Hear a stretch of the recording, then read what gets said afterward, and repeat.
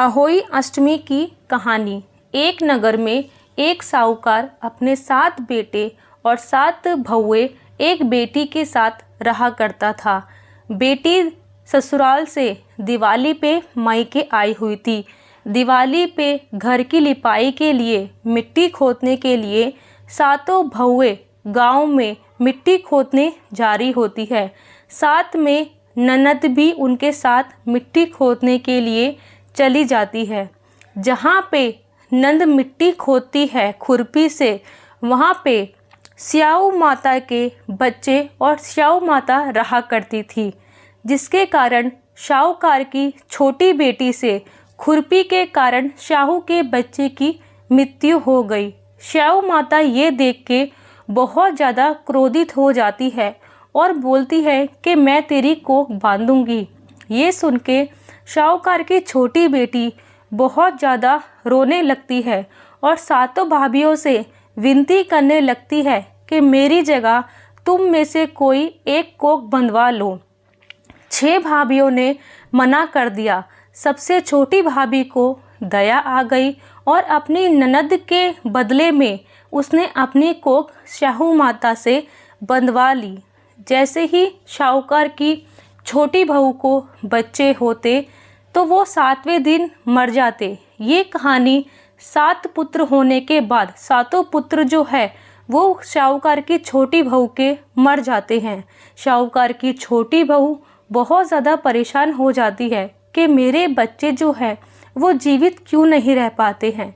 इस चीज़ को सोच के वो पंडित के पास गई और पंडित को बोला कि पंडित मेरे 7 पुत्र हुए थे और 7 में से कोई भी जीवित नहीं रहा और 7वें दिन जो है वो मर जाते हैं।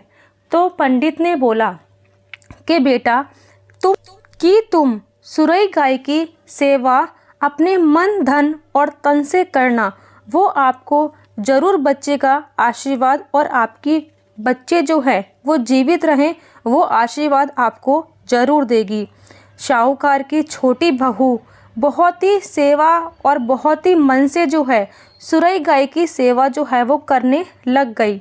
सुरई गाय ये देखकर बहुत ज़्यादा प्रसन्न हुई और साहूकार की छोटी बहू से बोलने लगी कि तू मेरी दिन रात इतनी सेवा क्यों करती है। तो साहूकार की छोटी बहू ने बोला कि स्याहू माता ने मेरी कोख बांध दी है और मेरे जब भी बच्चे होते हैं वो जीवित नहीं रहते हैं। सुरई गाय बोली कि चलो मैं तुमको स्याहू माता के पास लेकर चलती हूँ। जो तुमने मेरी इतनी सेवा की मैं उससे बहुत ज़्यादा प्रसन्न हुई हूँ, तो मैं तुम्हें स्याहू माता तक पहुँचा देती हूँ। दोनों साहूकार की छोटी बहू और सुरई गाय जो है 7 समंदर पार एक नगर में जा रहे होते हैं। गांव में चलते चलते सुरई गाय और साहूकार की छोटी बहू जो है वो थक कर बैठ जाते हैं और जैसे ही बैठते हैं थोड़ी देर बाद वहाँ पे से एक सांप जो है गरुड़ पंखनी के बच्चे को ढसने के लिए आता है। ये देखते ही साहूकार की छोटी बहू सांप को मार देती है। गरुड़ पंखनी थोड़ी देर बाद आती है और खून को देख के क्रोधित हो जाती है और वो ये सोचती है कि इसने मेरे बच्चे जो है वो मार दिए हैं। साहूकार की छोटी बहू को गरुड़ पंखनी जो है अपनी चोंच से मारने लगती है। साहूकार की छोटी बहू बोलती है कि मैंने तुम्हारे बच्चे को नहीं मारा है, मैंने तो सांप को मारा है। सांप आपके बच्चे को ढसने जा रहा था तो मैंने उनकी रक्षा की है और आपके बच्चे को बचा लिया है। ये सुनकर गरुड़ पंखनी बहुत ज़्यादा प्रसन्न हो गई और बोलती है कि तुझे क्या चाहिए मांग, तूने मेरे बच्चे की रक्षा की है तो जो तू बोलेगी वो मैं तेरे लिए आज करती हूँ। तो साहूकार की छोटी बहू बोलती है कि स्याहू माता तक आप मुझे पहुँचा दीजिए। गरुड़ पंखनी सुरई गाय को और साहूकार की छोटी बहू को अपने पीठ के ऊपर बिठा के 7 समुंदर तक स्याहू माता तक पहुँचा देती है। स्याहू माता सुरई गाय को देख के बोलती है कि बहन तुम तो बहुत सालों बाद मेरे घर पे आई हो, मेरे सर में बहुत ज़्यादा जुएं पड़ गई है, उसको निकाल दो। साहूकार की छोटी बहू ये बात सुन के सिलाई लेके स्याहू माता की सारी जुएं जो है वो निकाल देती है। स्याहू माता बहुत ज़्यादा खुश हो जाती है और प्रसन्न हो जाती है और साहूकार की छोटी बहू से बोलती है कि मांग तुझे क्या चाहिए, मैं तेरी पूरी मनोकामना जो है पूर्ण करूँगी, क्योंकि तूने जो है मुझे बहुत अच्छा जुआ निकाल दी है और मेरा सर भी जो है वो हल्का कर दिया है। ये सुन के साहूकार की छोटी बहू बोलती है कि माता पहले मुझे वचन दीजिए कि जो मैं मांगूंगी वो आपको पूरा करना होगा। ये सुन के स्याहू माता वचन देती है कि जो तू मांगेगी वो तेरी मनोकामना मैं ज़रूर पूर्ण करूंगी।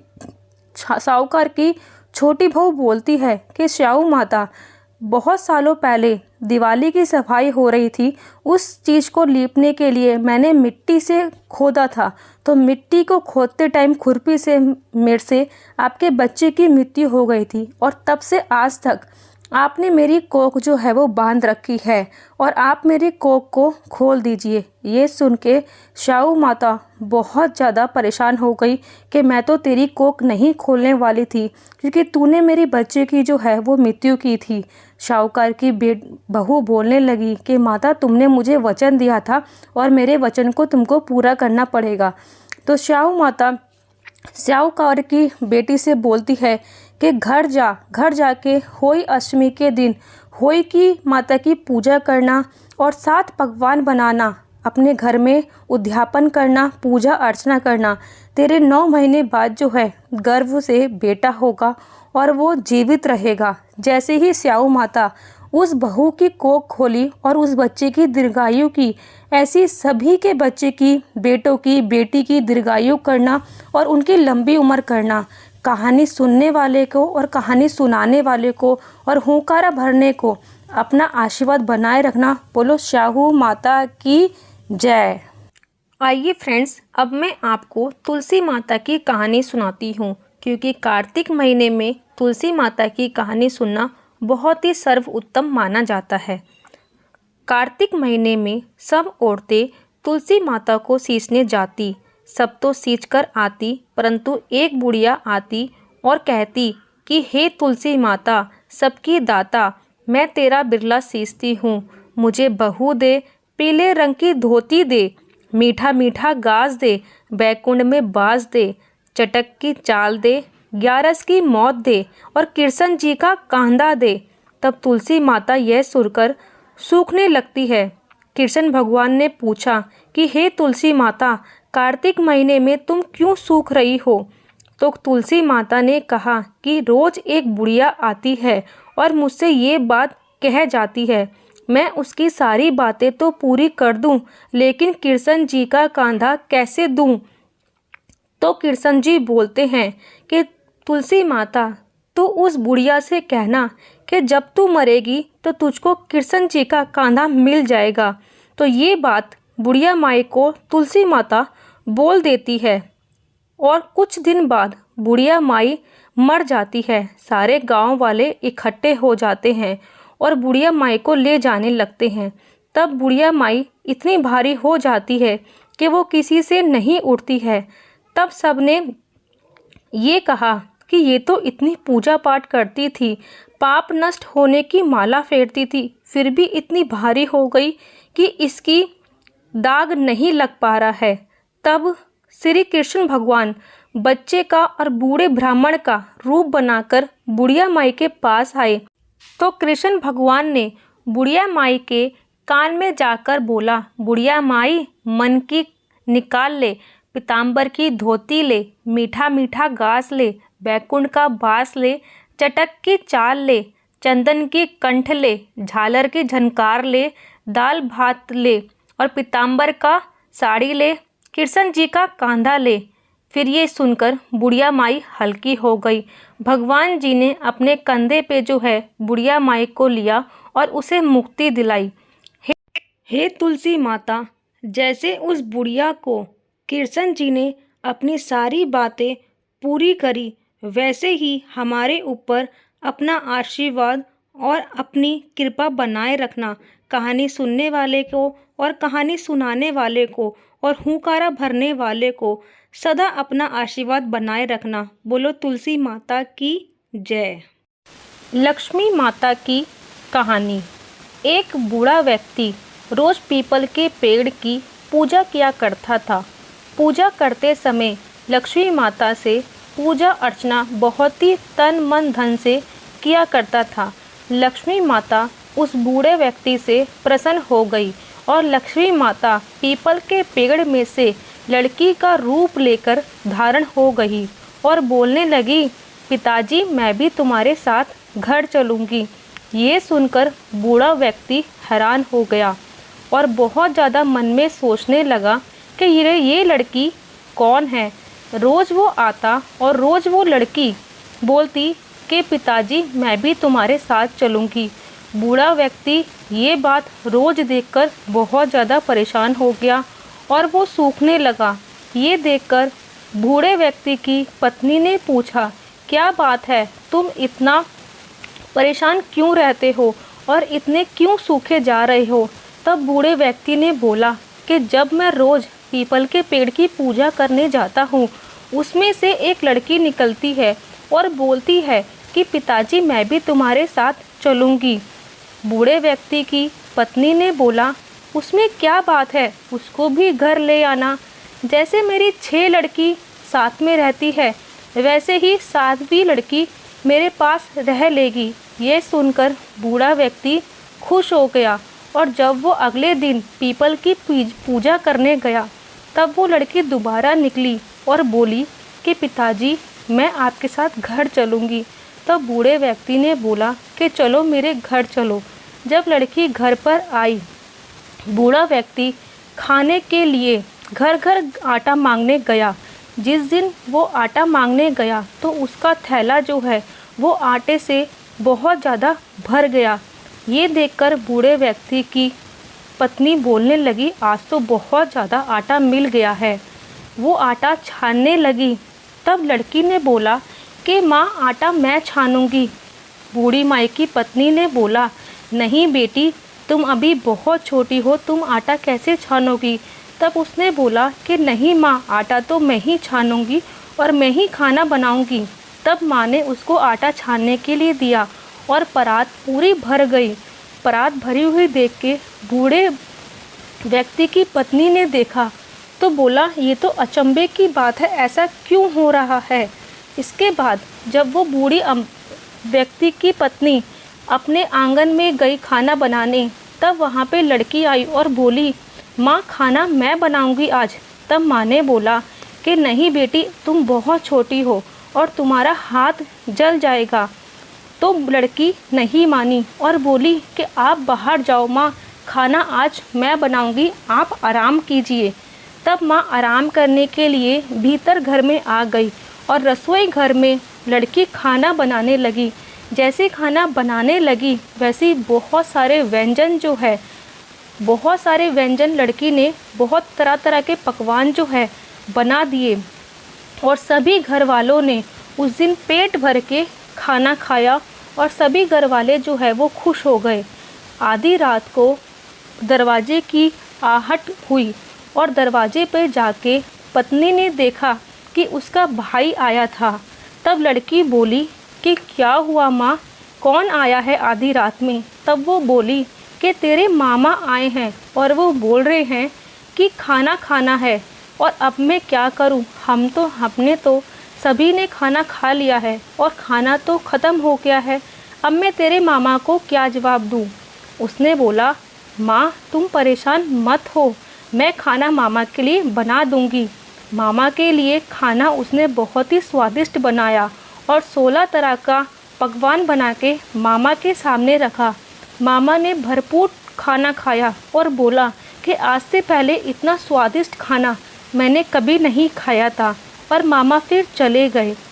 रात को सोने का जब समय हुआ तब लड़की बोली कि माँ कोठरी में जाके मैं सोऊंगी।